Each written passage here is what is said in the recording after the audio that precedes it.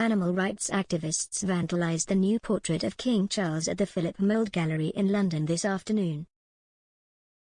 Two protesters stuck Wallace and Gromit stickers taking aim at the RSPCA on top of Jonathan Yeo's red-hued oil painting.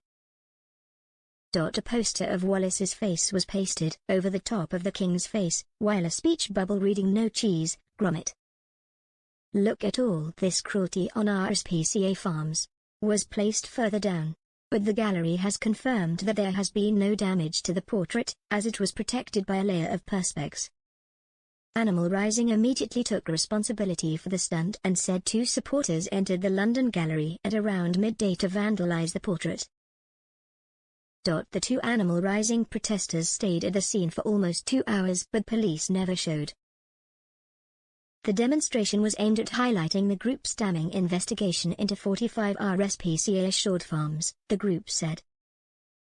The King is royal patron of the RSPCA and Animal Rising called on the monarch to suspend his support for the charity.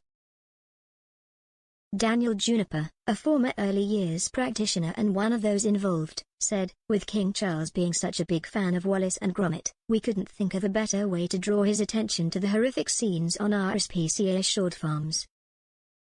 Even though we hope this is amusing to His Majesty, we also call on him to seriously reconsider if he wants to be associated with the awful suffering across farms being endorsed by the RSPCA.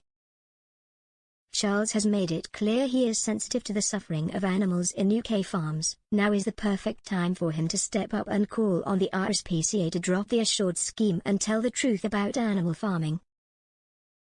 The report, released by Animal Rising on Sunday, contains findings from investigations on 45 farms across the UK featuring chickens, pigs, salmon, and trout.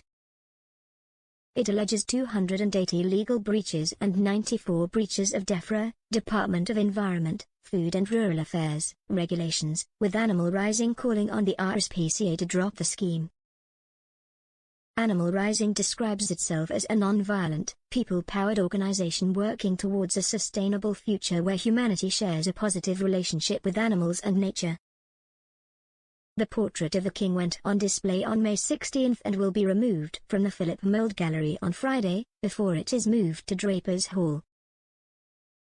The bold painting marked the first official portrait of the monarch since his coronation, but it divided the art world. Some critics have questioned the vast use of the blood red paint, while others praised it for its modern take on royal portraiture.